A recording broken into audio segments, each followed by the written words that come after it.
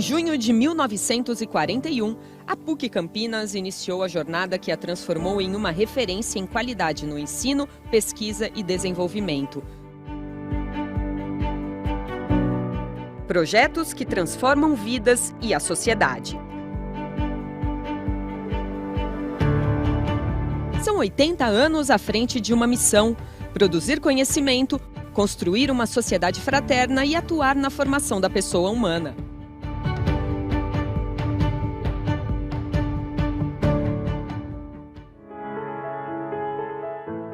A PUC Campinas chega a 8 décadas com 3 campi. O Campus 1, com cerca de 130 mil metros quadrados construídos, abriga cursos das áreas de exatas, ambientais, tecnologia, comunicação, linguagem, ciências econômicas, humanas e sociais. No Campus 2 estão todos os cursos da área de saúde, em uma estrutura de mais de 70 mil metros quadrados. Já a PUC Central, berço da instituição, é foco do projeto de restauro do Solar do Barão. Localizado no coração de Campinas, o palco de seus primeiros anos de história será um espaço de convivência, cultura e lazer. A instituição agrega cursos de graduação, laboratórios das mais diversas áreas do conhecimento, cursos de especialização, programas de mestrado, doutorado e centenas de cursos de extensão. Conta com funcionários e docentes de excelência e com capacidade para preparar os melhores profissionais. Há ainda diversas atividades dedicadas aos mais carentes, um importante papel dentro de projetos de inserção social. A PUC Campinas está conectada ao mundo contemporâneo e suas transformações. Futuro, inovação, empreendedorismo e sustentabilidade são a base de um ambiente que integra a evolução da ciência, do conhecimento e da tecnologia. Neste rico ambiente acadêmico, já passaram mais de 200 mil profissionais, todos atuantes em um ambiente transformador, que consolida o nome da universidade no mundo do trabalho.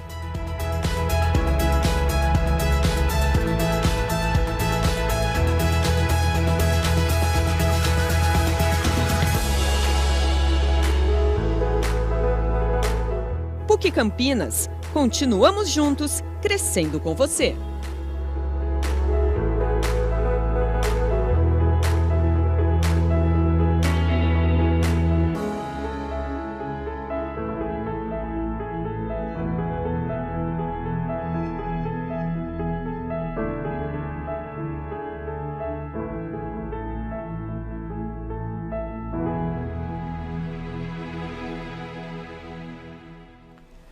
Dando início à cerimônia, cumprimentamos a todos. Senhoras e senhores, boa noite.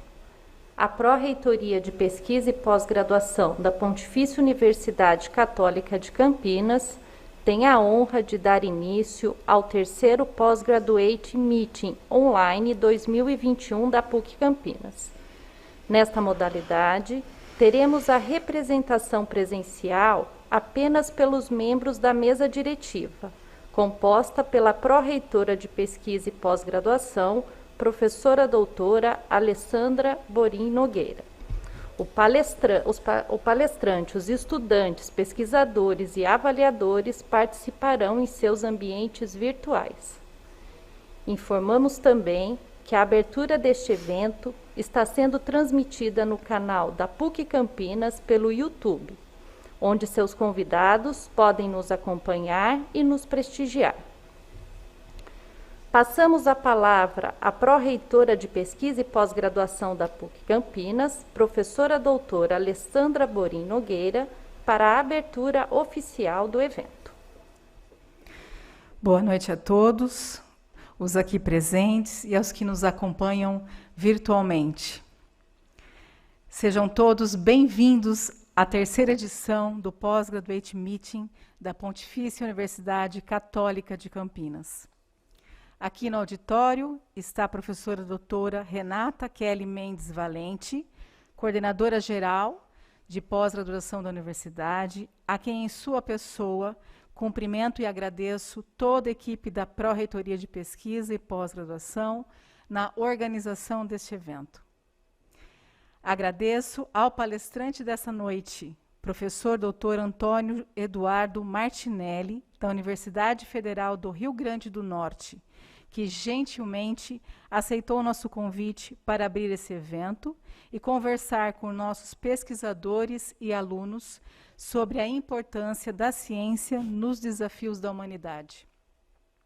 Agradeço aos avaliadores convidados por cada programa de pós-graduação para avaliação dos trabalhos de hoje.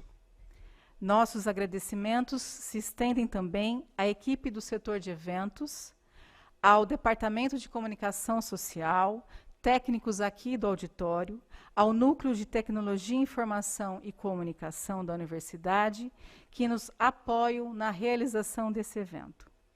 Agradeço a todos os pesquisadores e alunos dos programas de pós-graduação estricto sensu da universidade que nos acompanham. Muito obrigada. Nesse terceiro pós-graduate meeting, temos a participação de mais de 135 alunos do segundo semestre dos 13 cursos de mestrado e 19 alunos do quarto semestre dos nossos cursos de doutorado. Nesse ambiente de pesquisa, temos os pesquisadores, alunos, pós-doutorandos e os avaliadores. Lembro ainda a todos, né, a programação do evento está no site da Pró-Reitoria de Pesquisa, onde teremos hoje a palestra de abertura e os minicursos na terça-feira e na quarta-feira. Acompanhe a nossa programação no site. Lembro também que a premiação dos melhores trabalhos será realizada no dia 5 de novembro pela publicação no site da universidade.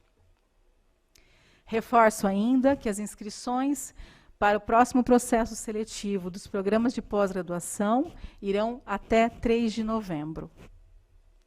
Desejo que todos aproveitem as atividades previstas para esse evento. Retorno a palavra para a professora Renata. Agradecemos à professora Alessandra, professora doutora Alessandra Borim Nogueira, pelas palavras. Passaremos agora a palestra, precedida da leitura do mini-currículo do palestrante desta noite, professor doutor Antônio Eduardo Martinelli, o qual agradecemos antecipadamente pela participação na abertura deste evento. O professor Antônio Eduardo Martinelli possui graduação em Física pela Universidade de São Paulo, mestrado em Tecnologia Nuclear pela Universidade de São Paulo e doutorado em Engenharia de Materiais e Metalúrgica pela McGill University. Tem experiência na área de Engenharia de Materiais e Metalúrgica, com ênfase em cerâmicas, interfaces metal-cerâmica, cimentos e compósitos. Atualmente é professor titular do Departamento de Engenharia de Materiais da Universidade Federal do Rio Grande do Norte, coordenador do Programa de Recursos Humanos, PRH-ANP 32 em Nanotecnologia e Novos Materiais para a Indústria do Petróleo, Gás Natural e Biocombustíveis. Editor associado da revista Cerâmica, diretor científico da SBPMAT e coordenador da área de materiais da CAPES. Passamos a palavra ao palestrante, professor doutor Antônio Eduardo Martinelli, para a palestra Importância da Ciência nos Desafios da Humanidade, informando que, ao término, poderá haver participação virtual por meio de perguntas direcionadas ao palestrante via WhatsApp, cujo número de telefone está disponível nas descrições neste link do YouTube. Professor Martinelli. Vou falar um pouquinho esta noite para vocês a respeito do papel que novos materiais, que a nanotecnologia podem ter, então, na indústria do futuro, na indústria que já está se desenhando, com uma nova base, com uma base modernizada, uma base de novos avanços, que é aquilo que a gente chama de indústria 4.0, né, e os seus pilares em termos de eficiência energética e construções sustentáveis. Nós vamos falar um pouquinho sobre esse tema hoje à noite, dentro do aspecto mais amplo de como a ciência pode transformar a vida das pessoas e levar-nos a um futuro num planeta com uma população maior, com dificuldades climáticas e energéticas. Dividimos então o papel de materiais em 3 eixos representados aqui nessa figura, nesse triângulo. Qual o papel que materiais têm nas energias renováveis, na eficiência energética e na questão do manejo e do reaproveitamento de resíduos. É uma abordagem mais ampla, apenas para dar assim, alguns aspectos sobre cada um desses temas. Não é nosso objetivo nos aprofundarmos em demasia em qualquer desses temas. Qualquer um desses temas tem toda uma história por trás, né? Mas nós temos aqui um objetivo e um tempo a cumprir. Para isso, primeiro vamos de uma forma rápida contextualizar o que é a indústria 4.0, ao invés de começarmos diretamente com ela, vamos fazer aqui um tour dos últimos quase que um pouquinho mais de 220 anos de história, que é a época da industrialização. Se a gente contextualizar isso na humanidade, né, na vida social, na organização das atividades da humanidade, você vê que são, vamos dizer assim, apenas alguns segundos, né? Apenas alguns minutos, porque nós estaríamos aí falando de final do século XVIII em diante, e isso aqui nós temos 18 séculos de história, né, por trás disso, pouco mais do que isso, né? A gente começa 13 mil anos antes de Cristo, 25 séculos de história desde a época que éramos caçadores, coletores, agricultores, para chegarmos na história da industrialização. O primeiro marco importante dessa história nós poderíamos cravar ali na meados do século XVIII, 1780, chamada Indústria 1.0, né? A primeira era da industrialização marcada pela mecanização, pela utilização da energia, né, do vapor, e isso mudou a forma de produção, né, ganhando mais produtividade, mais velocidade.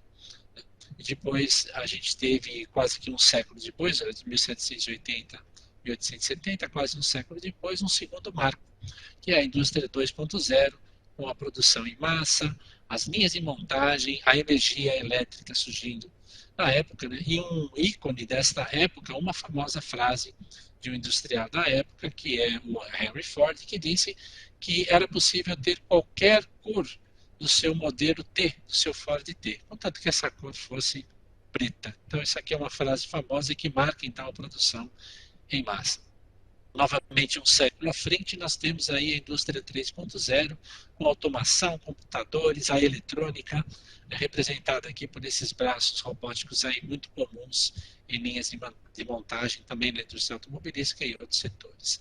E agora, então, a gente chega, né, na concepção da indústria 4.0. Quais são os pilares, quais são os marcos dessa nova era da industrialização? São vários marcos que já fazem parte do nosso cotidiano, mas que guiam as transformações da maneira como a gente faz as coisas, da maneira como a gente vive, né? Como, por exemplo, alguns nomes aí famosos, né, que a gente já ouve falar, Big Data, sensores. A nossa vida hoje é cercada de sensores, né? Realidade aumentada, computação em nuvens, dispositivos móveis, a internet das coisas. Aqui nós temos uma representação ilustrada, né, ilustrativa, dos principais pilares dessa indústria. E se a gente for procurar onde é que está o papel de materiais, tem muita computação envolvida, muita automação, né? Mas para a gente fazer as coisas, né, a gente precisa de materiais. Né?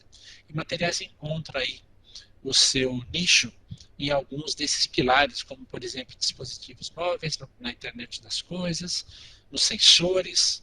Para a gente ter um sensor, a gente precisa ter um material que seja sensível àquilo, e na impressão 3D. Se a gente quiser encontrar, né, de uma forma simples também, onde é que materiais estão lá nos dispositivos móveis? É simples, né? Só a gente pegar os nossos hábitos modernos. Aí a gente pega um celular, hoje é tudo touch, então a gente faz os movimentos e a gente quer que ele responda, mas para isso nós precisamos ter materiais que sejam sensíveis ao toque, né? Materiais que sejam sensíveis à aproximação. Por conta da Covid, nós tivemos esse evento, né, chegando às nossas vidas, que é sequer tocar os materiais, né? Então, à medida que a gente tem um aprimoramento da das propriedades elétricas, magnéticas, ópticas, térmicas, dessa sensibilidade, a gente já consegue perceber como que materiais estão presentes no nosso dia a dia, né? E além disso, a gente tem agora a questão das baterias, né? A gente quer que os nossos celulares sejam cada vez maiores, que façam cada vez mais coisas, mas que durem cada vez mais. Então nós temos aí um constante aprimoramento, avanço na questão das baterias, dos sensores, né, das telas, de toda a eletrônica envolvida no celular, das câmeras, né? Uma câmera tem que ter um super-imã. Se não tiver um super-imã, a gente não vai ter a miniaturização necessária para que tenhamos uma boa câmera em um dispositivo móvel, e tudo isso requer novos materiais. Além disso, falando agora mais especificamente, né, na eficiência da utilização de recursos, economia de combustíveis, recursos em geral, eficiência energética, né, reaproveitamento do lixo, novamente a gente enxerga quantos papéis, materiais estão envolvidos, né? Traçando agora um pouquinho do que a gente já enxerga no nosso presente, né? Imagine o nosso futuro com o aumento da eficiência energética desses dispositivos. A gente pode enxergar materiais presentes na energia eólica, na solar térmica, na solar fotovoltaica. A solar térmica já é algo que está no nosso dia a dia.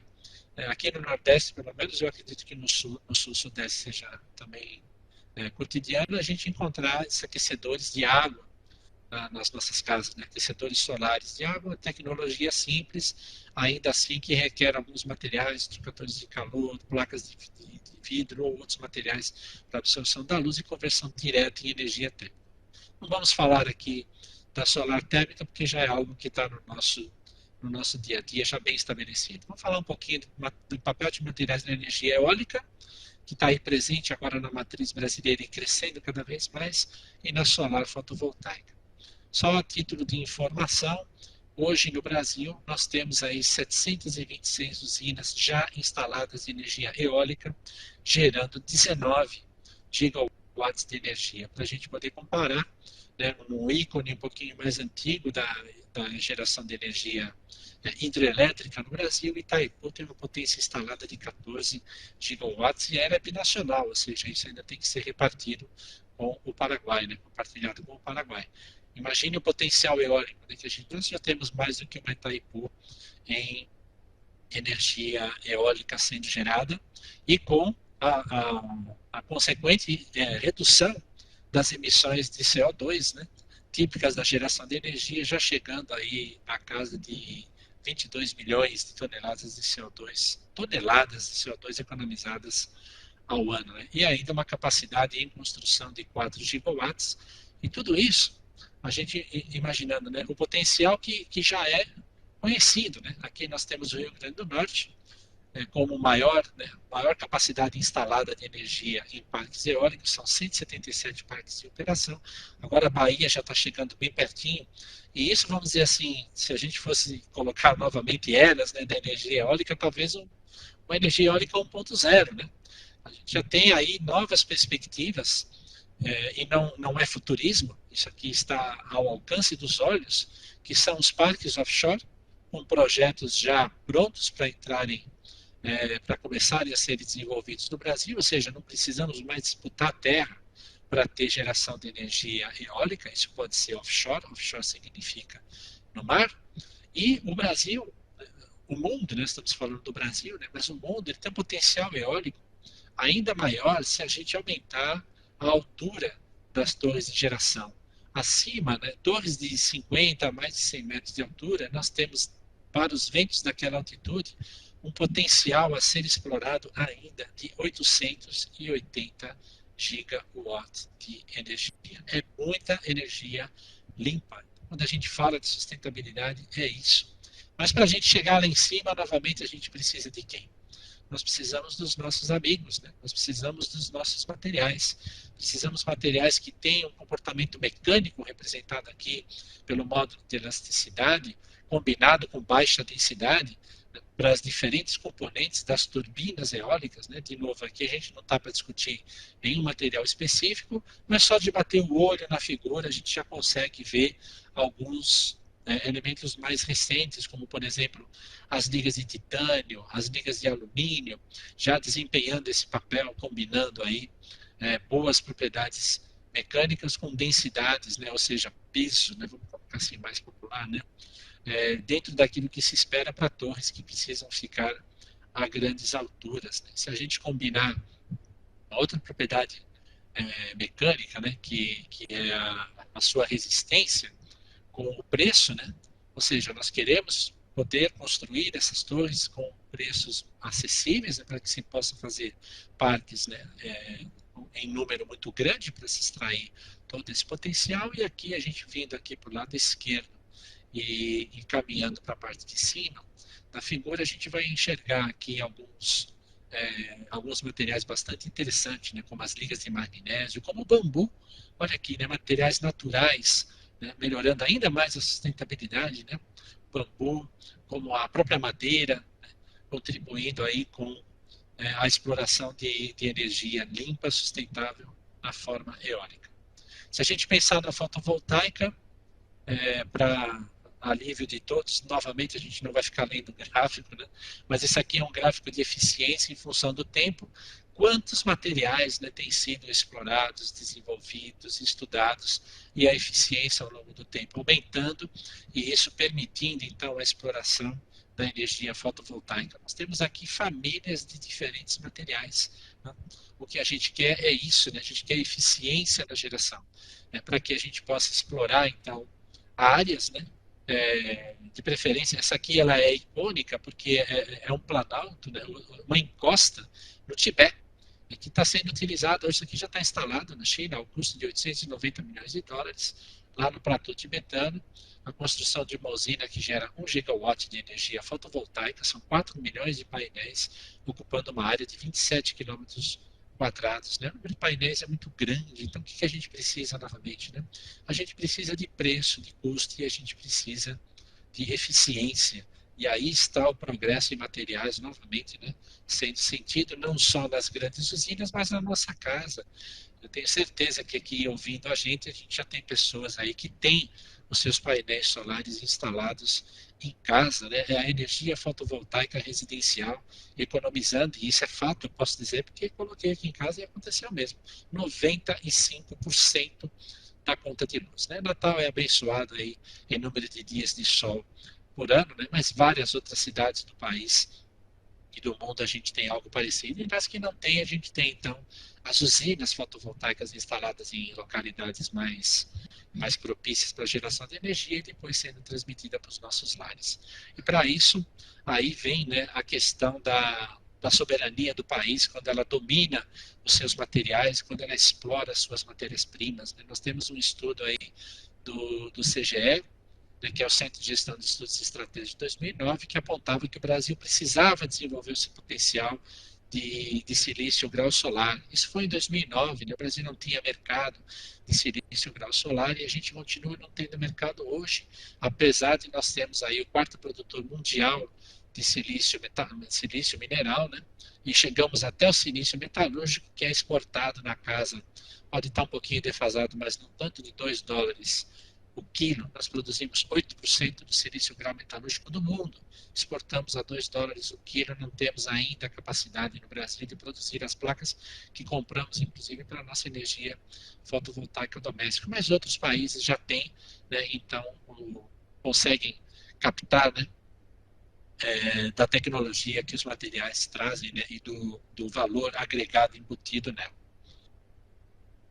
Deixamos então um pouquinho as energias renováveis, falando agora, já entrando em materiais de construção, falando do aproveitamento de recursos naturais com materiais inteligentes, com arquitetura inteligente. Vamos falar um pouquinho, bem rapidamente, de fachadas eficientes e conforto térmico. A gente já entra aqui na construção, né?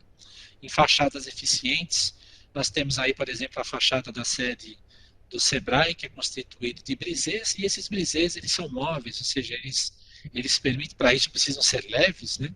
Leves, duráveis, permitem aí a captação das massas de ar, do fluxo de ar, né, do vento durante o dia, de forma a otimizar o conforto térmico do ambiente.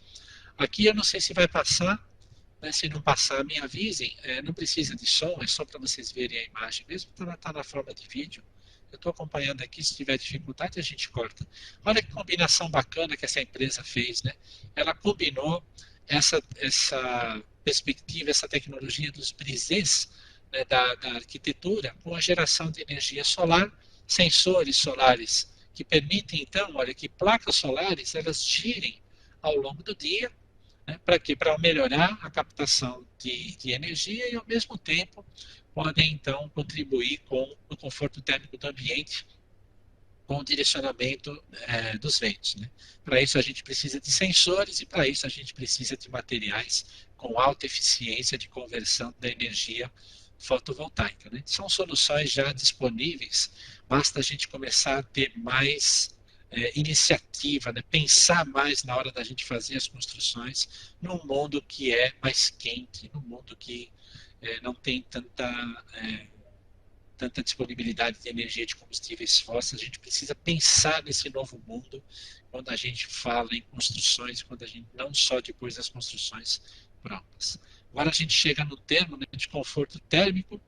O que é conforto térmico, afinal de contas, né? Conforto térmico é uma sensação humana, né, portanto subjetiva. Depende de fatores físicos, fisiológicos, psicológicos, mas a gente sabe quando está calor, né? E a gente vem sentindo cada vez mais as mudanças climáticas.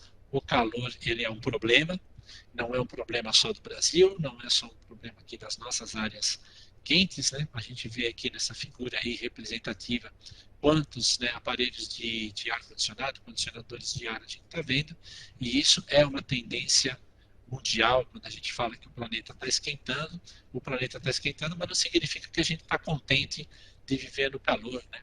O consumo de ar-condicionado em termos de quadrilhões, né, 1.000 trilhões de BTUs, que são as unidades que a gente tem, né, 12.000 BTUs, 9.000 BTUs. Então, se a gente for medir isso em quadrilhões de BTUs, a gente vê aí na projeção até 2050 um aumento do consumo de gás natural e eletricidade para a gente operar esses condicionadores de ar.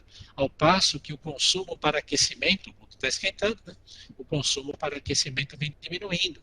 Então a gente precisa pensar em formas eficientes de gerar energia para a gente poder ter essas máquinas, né, que nos trazem conforto térmico, e também formas de construir as coisas de uma maneira energeticamente mais favorável, que é o que a gente chama de conforto térmico. No Brasil, isso é particularmente importante.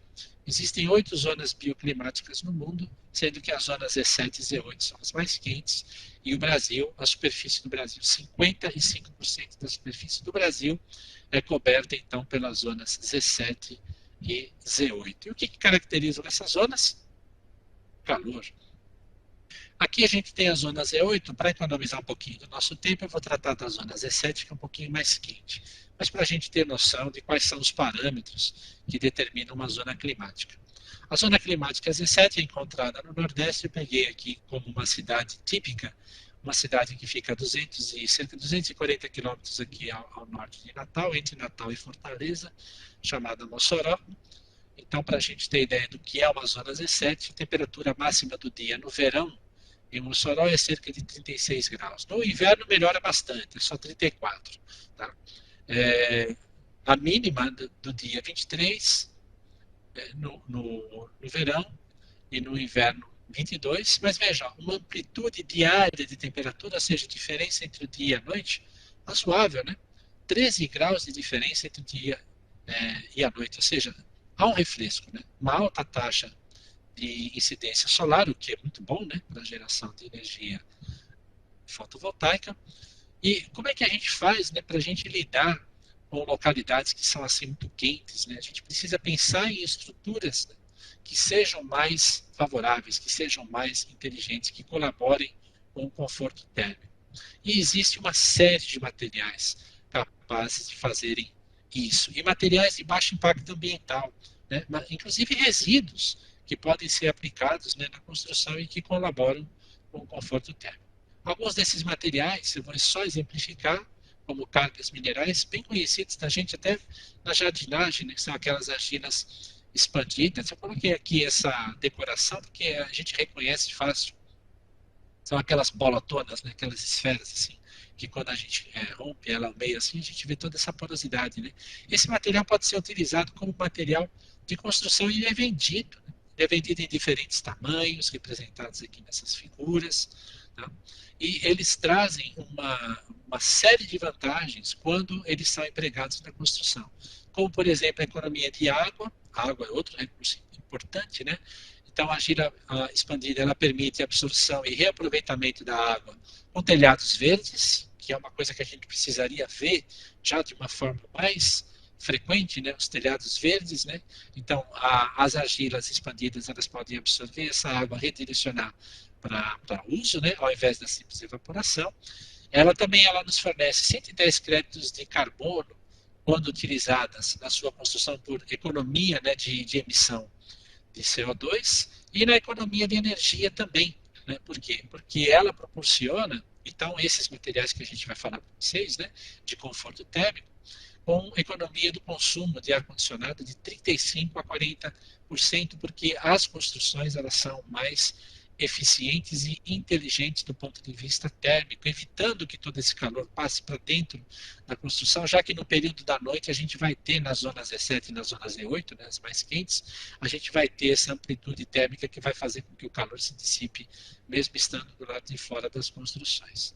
Não é um material excessivamente caro, nós estamos falando aí de R$80, né, por uma saca de 20 quilos, sendo que o cimento custa aí na faixa de 22, né, 25, depende da localidade, mas o uso da argila expandida não é em quantidade muito grande. E se a gente for pensar nessas vantagens, a gente vai ver que esse custo aí, que esse excesso, né, esse adicional da construção é diluído rapidamente ao longo do tempo em economia de energia elétrica. Hoje a gente vê, né, o preço da energia elétrica.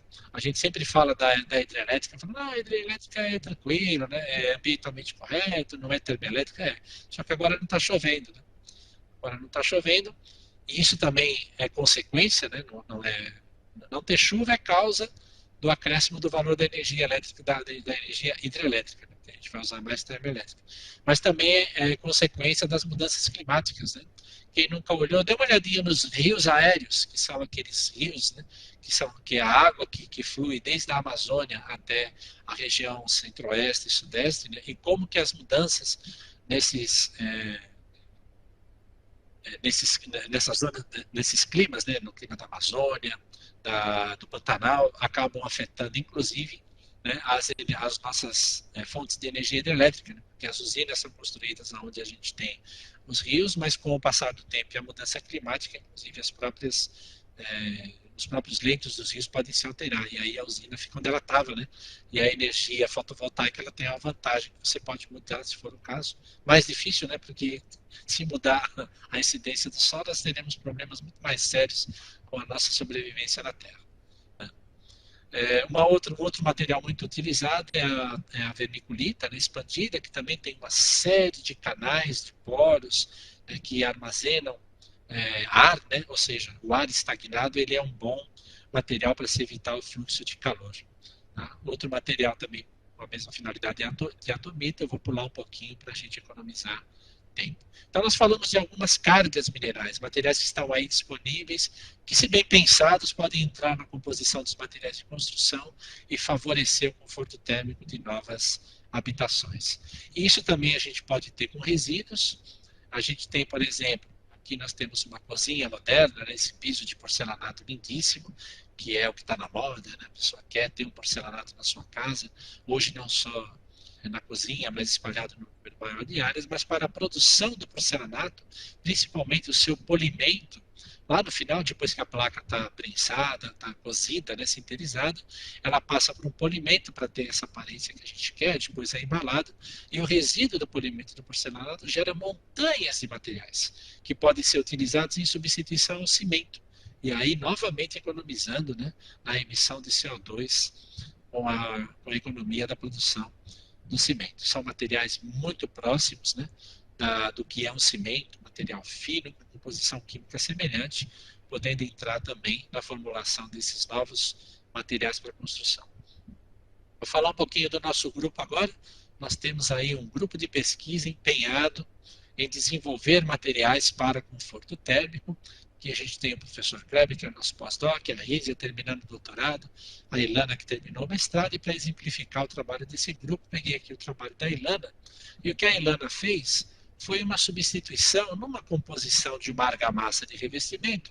Ela substituiu parte da areia por um daqueles materiais minerais que eu mostrei para vocês antes, a vermiculita expandida, né? E aí ela fez uma programaçãozinha experimental, colocando um quarto, metade, 3/4, e substituindo toda a areia por vermiculita e observando o que acontece do ponto de vista térmico. Então, a gente tem aí os equipamentos, né, que fazem as medidas térmicas, e o que a gente viu foi que só substituindo a argamassa de revestimento, não mexemos no material da construção, né, na estrutura, só na argamassa de revestimento, o que a gente consegue observar? Olha, uma redução de difusividade térmica muito significativa, né, caindo aí a praticamente 1/3. Né, uma redução de condutividade térmica caindo a aproximadamente aí um pouquinho a 20% do que era, né, sem a vermiculita expandida, né? E o aumento da resistividade térmica também de mais de 4 vezes, né? E a gente não precisa e nem deve substituir toda a areia por vermiculita, a gente deve encontrar, então, soluções ótimas, né? Aqui nesse meio aqui, para a gente conseguir aliar resistência mecânica, aliar aderência, ou seja, reologia, né, todas as propriedades que a gente tinha, mas acrescentando, agregando a questão do conforto térmico como uma filosofia de preparação dos materiais de construção. Né. Eu vou pular um pouquinho aqui só para mostrar para vocês como que isso melhora através de um equipamento simples construído lá, né, aqui na UFRN, na nossa casa, né, é uma caixa isolada onde a gente tem uma fonte térmica que simula o sol e vários sensores aqui de temperatura para a gente saber se essas argamassas, elas de fato evitam a passagem do calor, né? Ou seja, medir o gradiente de temperatura entre a face externa e a face interna. E é o que a gente está vendo aqui. Essa curva aqui em laranja, e aqui a gente vê com um tempo de ensaio acima de 90 minutos, a gente tem ensaios de mais de 3 horas, né? Lembra daquela diferença da amplitude térmica do dia para a noite? Pois é, né? Quanto mais a gente segurar o calor na fachada externa, para a gente é melhor, né? Porque a gente economiza em ar-condicionado e depois com a própria mudança da temperatura do dia para a noite, esse calor se dissipa no próprio ar. Essa é a filosofia, então, do nosso trabalho, né? E a gente consegue aqui, dessa curva laranja, ou seja, aqui não tem nada de vermiculita expandida, até a vermelhinha que tem 100% de vermiculita expandida, que também não é o ideal, mas é o extremo, nós conseguimos um aumento de 5 para 12,5 graus de diferença da face interna, da parede interna para a parede externa, ou seja, a gente conseguiu simular no próprio material de construção, levar o material de construção a absorver a própria amplitude térmica da noite para o dia. E isso é muito bom. E com materiais que já existem. Se a gente for pensar em fazer um material, que foi o trabalho de doutorado, né, do Zé Ayrton, professor de engenharia civil aqui da UFRN, que fez o seu doutorado em engenharia de materiais, ele disse: eu não vou usar materiais naturais. Eu vou fazer um material, eu vou pensar um material, né, que é o que a gente chama de engenharia da microestrutura. Microestrutura é essa estrutura interna aqui, né, que a gente desenha. Lembra das argilas expandidas, aquelas bolotas? Vamos fazer nossas bolotas. Né? E como é que o Zé Ayrton pensou? Né? Ele pensou em combinar a vermiculita, aquele material que eu te mostrei antes, um mineral, né, que tem essas lamelas aqui que consegue armazenar ar, né, ar estagnado, com uma capinha, né, de um material polimérico, tá? E com um segundo material absorvedor de calor, ou seja, todo um desenho aqui microestrutural para dizer assim, eu vou fazer o meu agregado, né? E o bacana é que ele conseguiu fazer isso na prática, tá? Ele conseguiu, aqui a gente está vendo um desenho, né, desse agregado, um desenho dessa microestrutura, e aqui a gente está vendo esse agregado feito, né, realizado, ou seja, ele testou 3 tipos, né, de agregados e conseguiu um desempenho térmico muito bom, né, em um deles, né, aumentando a resistência térmica em quase 5 graus. Se você pensar assim, 5 graus é pouco, 6 graus é pouco, para a gente não é não. Tá? Porque quando a gente pensa naquela amplitude, né, térmica, ela pensa numa parede externa, parede interna, é bastante coisa. Tá? Isso aí é o que gera a economia então, de consumo de energia para esses aparelhos climatizadores. Tá? E ele conseguiu desenvolver, então, um material que tem uma resistência térmica mais alta, utilizando uma combinação de 2 minerais com uma parafina que ele também desenvolveu, né? E com isso, a gente conseguiu, então, um agregado, vamos dizer assim, um agregado feito à base, produzido à base de minerais, mas um agregado sintético. Né? Pode ser produzido industrialmente com a capacidade de armazenar essa energia dentro do material de construção, que pode então ser direcionada para outro tipo de uso, como por exemplo um aquecedor de água, né? Ou seja, a energia está armazenada, ela não vem para dentro do ambiente e a gente pode redirecionar. Tá? E agora, né? O que a gente faz com esses novos materiais aí, esses materiais de conforto térmico? Vamos voltar à base da indústria 4.0 e pensar aqui nas impressoras, na impressão 3D. A gente já está habituado, né, a ver essas pequenas impressoras imprimindo aí componentes feitos de polímeros, né? Se vocês forem numa casa aí de venda de equipamentos de informática, de papelaria, você consegue comprar uma impressora caseira para você fazer impressão de pequenas peças em plástico, vamos colocar também uma linguagem mais cotidiana, né, polímeros em plástico. Você compra hoje por abaixo de R$ 2.000, você consegue comprar uma impressora caseira, operando um softwarezinho ali, né, de impressão 3D, consegue fazer pequenas peças. O que a gente está pensando aqui, na UFRN já há algum tempo, é unir a tecnologia de impressão 3D com esses materiais que a gente produz aqui, né, de maior conforto térmico, pensando em estruturas. Então, é a impressão 3D com novos materiais, pensando em casas, pensando em prédios, pensando em habitações, com um número de vantagens, ou seja, redução de entre 10% e 40% dos custos de manutenção e equipamentos, 10% a 20% da energia na hora da construção e um aumento da eficiência no trabalho de 10% a 25%. De que forma isso é possível?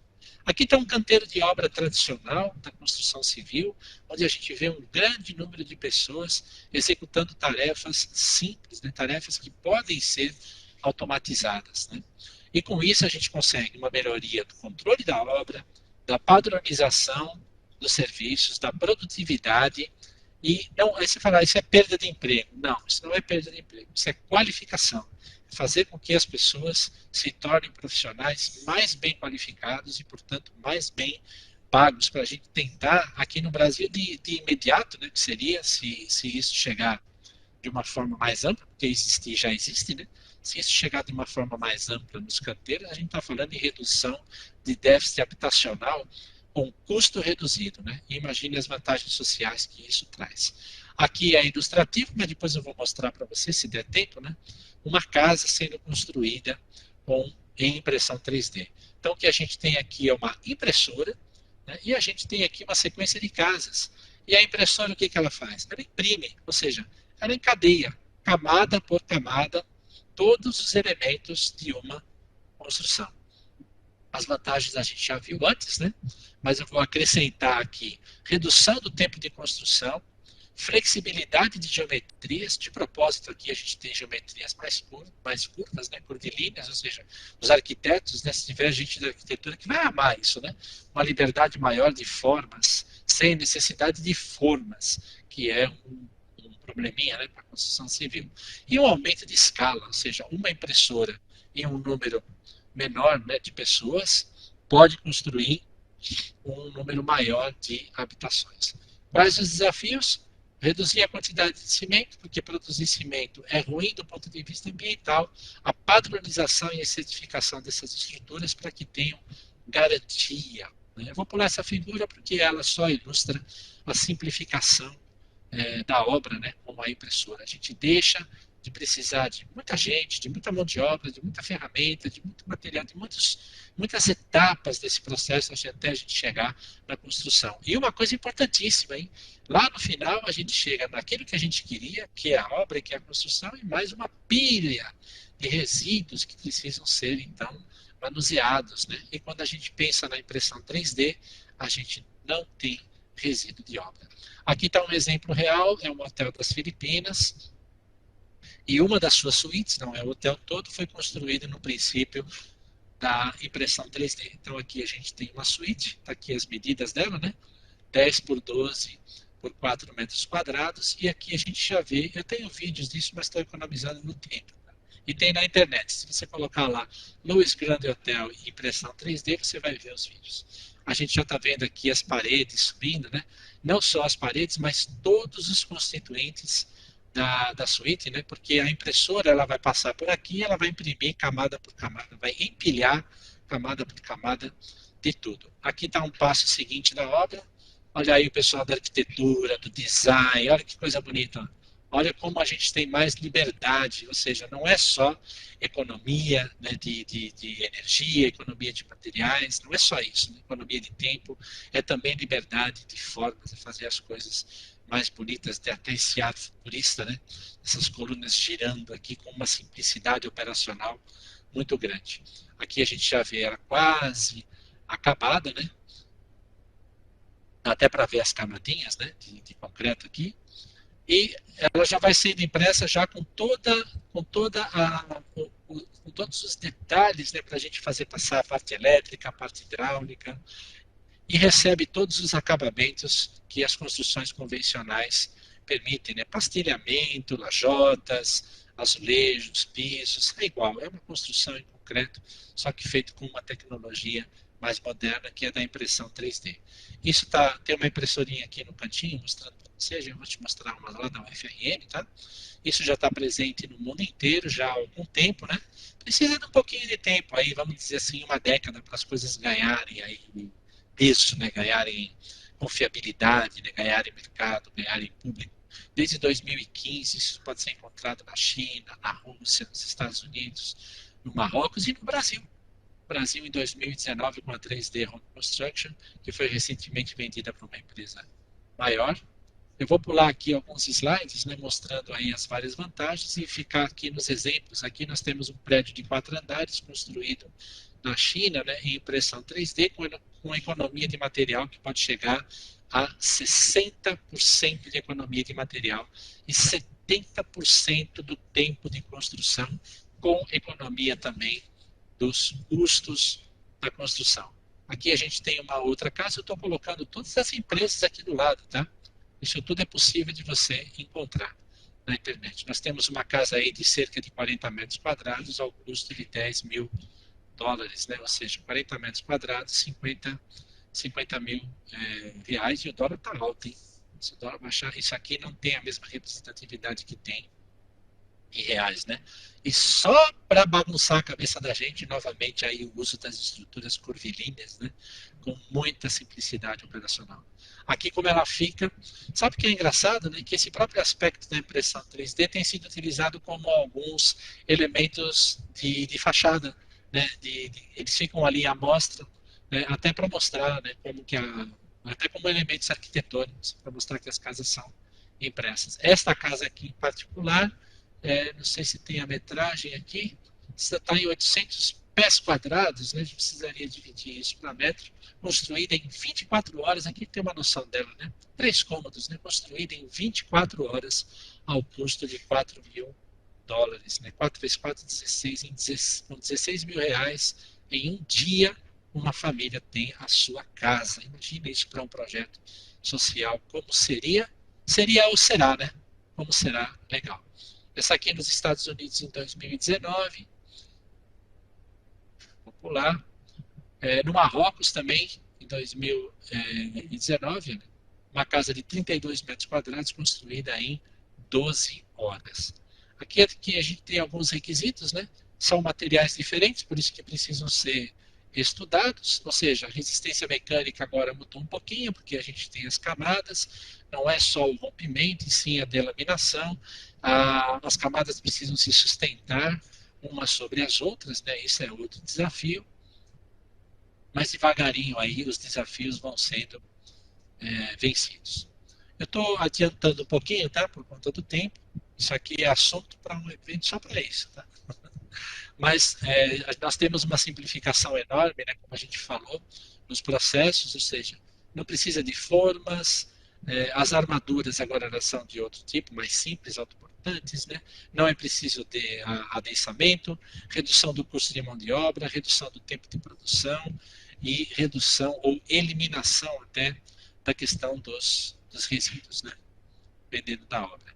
Aí 3D da UFRN, aqui está a nossa impressorinha funcionando ali, esse vídeo está acelerado. Aí você fala, mas o que isso tem de diferente das outras todas que a gente já viu? O que é diferente não é a impressora, o que é diferente é o material. Nós estamos fazendo impressão de materiais, dos materiais que eu mostrei para você, dos materiais com conforto térmico. Então essas são as argamassas e os concretos modificados para a gente ter essa maior resistência térmica, essa maior isolamento, para a gente poder aproveitar melhor a energia do interior das habitações. Aqui uma sequência de fotos. A gente já está produzindo elementos bem consistentes, assim, olha, isso aqui é um empilhamento bem bacana que se conseguiu com materiais de conforto térmico. E aqui mais um teste também, só para visualizar. O vídeo está acelerado, nós estamos fazendo um teste de parede infinita, né? O que é teste de parede infinita? A gente precisa saber quantas camadas a gente consegue empilhar com esses materiais. No final ela vai cair, mas não é para dizer, eita, deu errado. Não, não deu errado, né? O que a gente conseguiu foi determinar o número de camadas que a gente conseguiu empilhar. Depois a gente vai fazer análise, né, de adensamento, a gente vai fazer análise de colagem e resistência mecânica, até que foi um teste muito bem sucedido de um aluno de mestrado, que é o Cleanto, né? A gente conseguiu imprimir aí mais de 20 camadas, e aí terminou o teste, né? Ou seja, o ajuste da reologia, né, com o acréscimo desses novos materiais, ele é muito importante para a nossa pesquisa. Eu acho que eu vou ficar por aqui, que eu já falei bastante. A ideia era mostrar possibilidades, ciência e tecnologia dos materiais para conforto térmico, para novas construções, para novas energias. Eu agradeço demais o convite, agradeço a atenção de todos e estou disponível aqui para dúvidas e perguntas se tiver.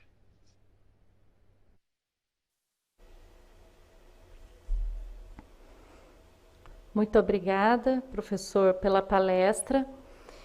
Devido ao tempo restante, nós selecionamos, dentre as perguntas, né, que nós recebemos, várias delas parabenizando pela palestra. Nós selecionamos uma pergunta, né, que ela é mais ampla.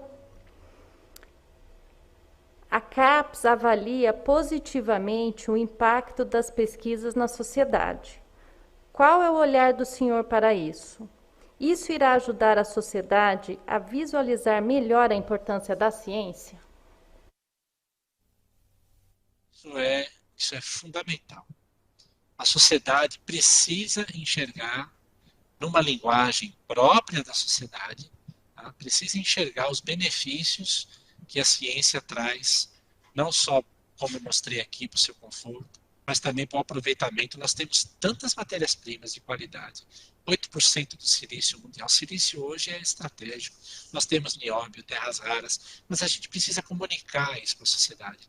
A academia e a sociedade, elas precisam conversar ao ponto, pode ser que eu seja um sonhador, né, de quando a gente tiver um corte, né, como a gente teve esse ano, né, pode se dar outro nome, mas o fato é que o recurso não chegou ao seu destino, que era a ciência, né, e tecnologia, a própria sociedade dizia assim, não, um representante meu no Congresso, na Câmara, que vota a favor, né, que permite um corte desse, é um representante que eu provavelmente não vou eleger no futuro, porque eu já estou sensibilizado da importância que isso tem para o meu país, da importância que isso tem para a minha sociedade. Então, sim, é fundamental que academia e sociedade se comuniquem. E hoje nós temos ferramentas de comunicação em massa, nós temos redes sociais, né? Nós temos Instagram, Facebook, tantas formas da gente se comunicar.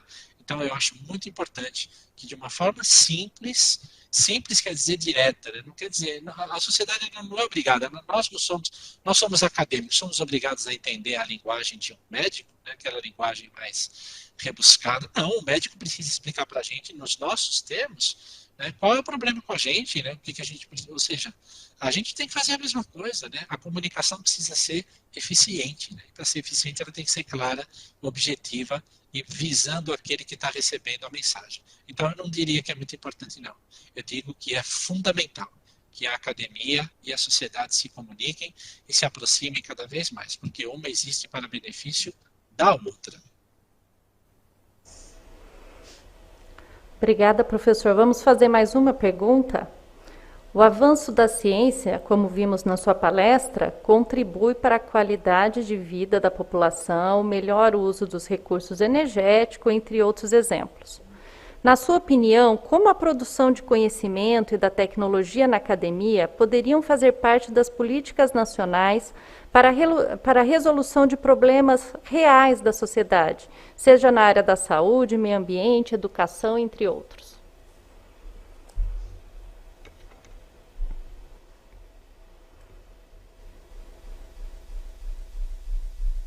Precisa começar conhecendo os problemas atuais e futuros, porque a gente não vai conseguir fazer ciência aplicada, né, ciência com transferência de tecnologia, claro que depende da área, né, da noite para o dia.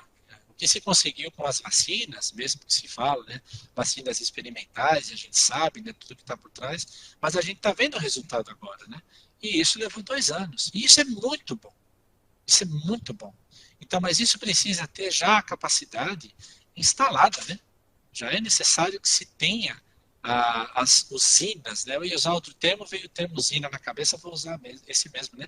As usinas de tecnologia instaladas, prontas, o parque tecnológico do país, nessas áreas estratégicas que você citou na sua pergunta, ele precisa estar pronto, bem equipado, não só do ponto de vista de equipamentos, como do ponto de vista das pessoas, do capital humano. E é para isso que serve a graduação e para isso que serve a pós-graduação. Né? Para capacitar as mentes, capacitar as pessoas. A ciência é algo universal, mas o brasileiro precisa ter um papel nisso. Né? E esse papel tem que ser grande aqui no Brasil. Tem que existir lá fora, mas tem que ser muito grande aqui no Brasil. Nós podemos receber e devemos receber, né, o input, né, a capacitação de quem do olhar externo, mas nós precisamos ter as nossas pessoas capacitadas no nosso parque de desenvolvimento tecnológico. Para isso, né, que se faz o investimento. Ciência e tecnologia, ela não é gasto. Educação, ciência e tecnologia não é gasto. Isso é investimento. Isso é investimento em qualidade de vida, e as vacinas provaram para a gente que isso é investimento em vida também.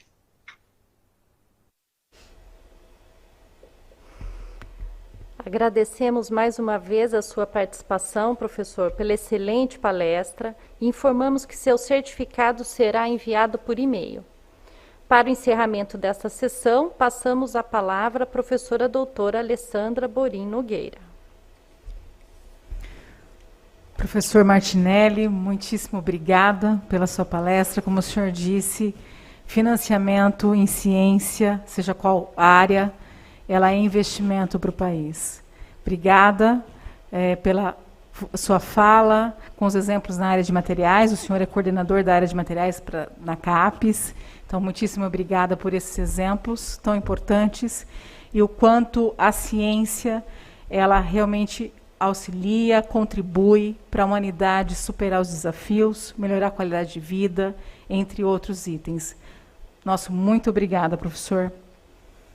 Passamos agora à apresentação dos trabalhos dos alunos dos cursos de mestrado e doutorado dos programas de pós-graduação estricto sensu da PUC Campinas, ressaltando que pesquisadores e alunos devem acessar a plataforma Canvas e clicar na respectiva sala de apresentação.